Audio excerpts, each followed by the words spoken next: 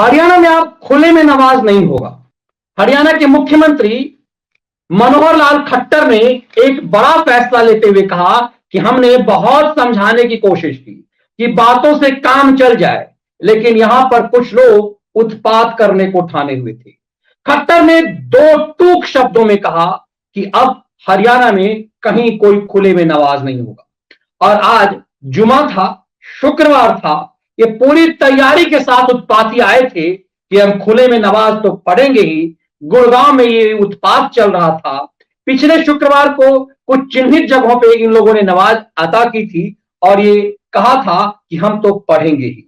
दरअसल कई बार जब आप इलीगल बार बार करने की इजाजत देने लगते हैं तो गैर कानूनी काम व्यक्ति को लगने लगता है कि उसका अधिकार है।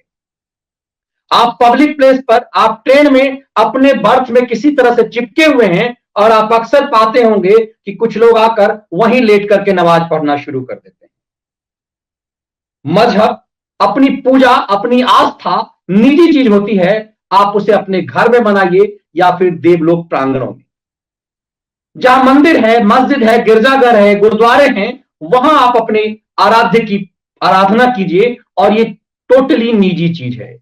इस देश में ये इस चीज को, इस सेकुलरिज्म की आड़ में ये जो घटिया धंधा शुरू हुआ, इससे पूरे देश में ऐसा होने लगा कि आप कई बार आप प्रताड़ित होने लगते होंगे कि आप अपने बर्थ पे हैं, आप थर्ड एसी में हो या फिर स्लीपर में हो या फिर सेकंड एसी में। आमतौर पर सेकंड एसी में चूंकि भीड़ कम होती है, लेकिन ये इस तरह के लोग सामान्यतः थर्ड एसी में आजकल अब ज्यादा ही उत्पात करते हैं, क्योंकि स्लीपर में तो भीड़ ज्यादा होती है तो उन्हें स्पेस नहीं मिलती। और आप देखेंगे कई बार ये पट जाते हैं और फिर आपका बाथरूम जाना, अपने सीट से ऊपर नीचे होना मुश्किल होता है।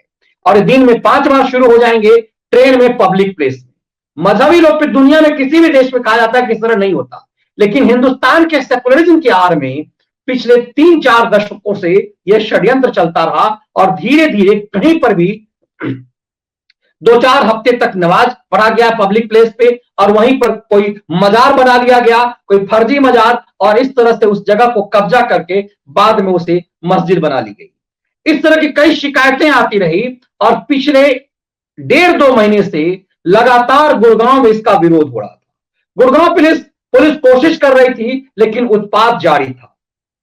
बलिहारी उन लोगों की कि जिन्होंने लगातार इस तरह से आवाज उठाई, और इसीलिए हम कहते हैं कि आपको इस डेमोक्रेटिक कंट्री में आपने सरकार चुना है तो आवाज भी आपको उठानी पड़ेगी। सरकार आपकी बात मानने को लाचार हो जाएगी।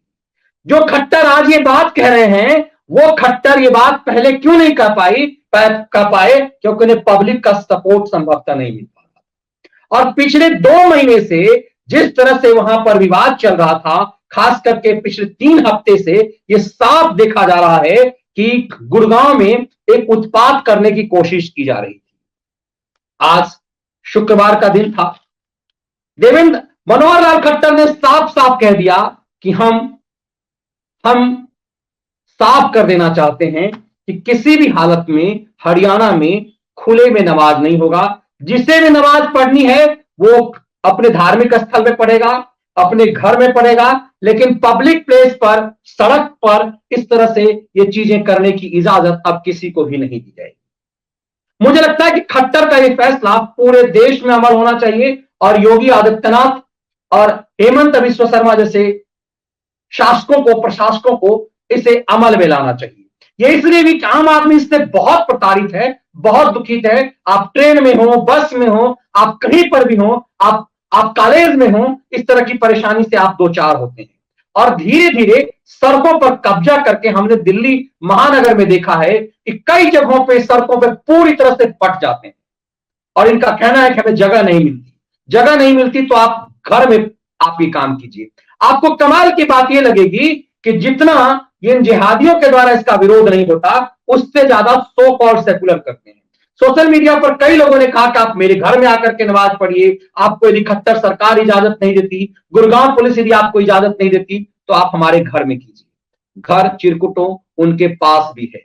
और ये जो सेकुलरिज्म का ढोंग तुम करते हो, इससे आज तुम्हें लगता है कि हम ये खेल कर ले रहे हैं, कल तुम्हारी पीढ़ियां इसको भुगतेगी।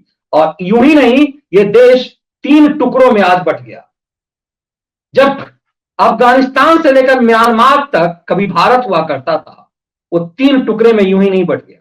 जहां पर पूरे प्रतीक भगवती की थी, उन पर वो प्रतीक नष्ट किए जाने लगे, ये यूं ही नहीं हुआ।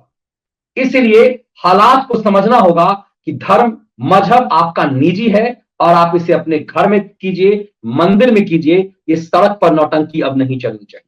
जो काम खट्टर ने किया है, उम्मीद की जानी चाहिए हर राज्य की सरकार इसमें सक्रिय होगी और ये पहल उत्तर प्रदेश जैसे राज्य में अब बड़े पैमाने पर शुरू होनी चाहिए।